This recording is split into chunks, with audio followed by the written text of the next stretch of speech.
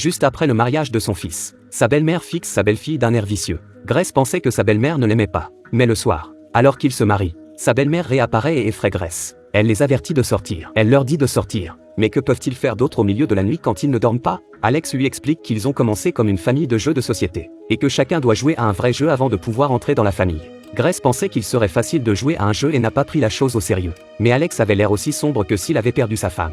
Bientôt, ils ont dit à Grace de jouer à un jeu de cache-cache. Ils comptent de 1 à 100 pour que Grace se cache. Tant qu'ils n'auront pas attrapé Grace avant l'aube, elle pourra entrer dans la famille sans problème. Grace s'est amusée de ce jeu enfantin, mais ils lui ont aussi assuré qu'ils éteindraient toute la surveillance par souci d'équité. Ces paroles n'ont pas été du goût de Grace et c'est bien qu'Alex lui ait rappelé avant de partir qu'elle devait faire attention à ne pas se faire prendre par qui que ce soit. À son insu, la famille a sorti toutes sortes d'armes de chasse juste après son départ. Il est clair qu'il s'agit d'un véritable jeu de vie ou de mort. Pendant ce temps, Grace, voyant que personne ne la cherchait, a couru dans le couloir. Alors qu'elle marche, elle voit quelqu'un d'autre la chercher, et l'instant d'après, une petite main se tend vers elle.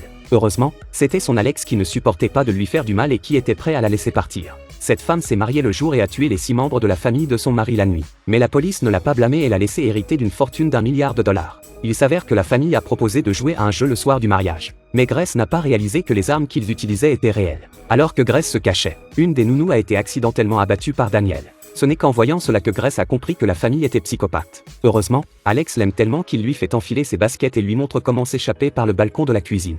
Mais dès qu'il quitte la maison, la famille le prend sur le fait. Daniel se précipite sur elle pour lui tirer dessus et manque de tuer son père et sa mère. Grace est bientôt prête à se cacher dans l'ascenseur à nourriture. Mais lorsqu'elle l'a ouvert, elle a trouvé une nounou qui se cachait à l'intérieur. Il s'avère qu'elle se cache depuis que la nounou a été tuée. Mais lorsqu'elle a entendu Grace dire que la cible était elle-même, la nounou a crié et a essayé de s'en attribuer le mérite. En conséquence, la porte de l'ascenseur se ferme soudainement, et le moniteur de la nounou et l'ordinateur central sont complètement séparés. Pendant ce temps, le beau-père suggère d'allumer la caméra de surveillance, afin de trouver l'emplacement exact de Grace. Il a découvert que son plus jeune fils, un agent secret, était là pour aider Grace à trouver la sortie. Il a donc ligoté directement le plus jeune fils. À ce moment-là, Grace, qui se tenait sur le balcon, a réalisé qu'Alex avait été capturé, sans son conseiller. Elle était prête à sauter du balcon pour s'échapper de la propriété. Elle est tombée et a sombré dans le coma. Lorsqu'elle s'est réveillée, elle a été attachée à une table par la famille. Lors de la nuit de noces de son fils, le beau-père a attaché sa belle-fille à une table. Il a même sorti une hache en disant qu'il jouait à un jeu. La belle-fille était en larmes. Si elle avait su qu'il s'agissait d'un tel jeu, elle ne se serait pas mariée. Heureusement, au moment critique, un groupe de personnes crachait du sang. Il s'est avéré que le fils aîné n'a jamais aimé ce jeu. C'est pourquoi il a mis un peu de poison pour que Grace s'en aille. Mais Daniel les a poursuivis avec un fusil avant qu'il n'ait pu faire quelques pas. Au début, le fils aîné a essayé de persuader sa femme de baisser son arme.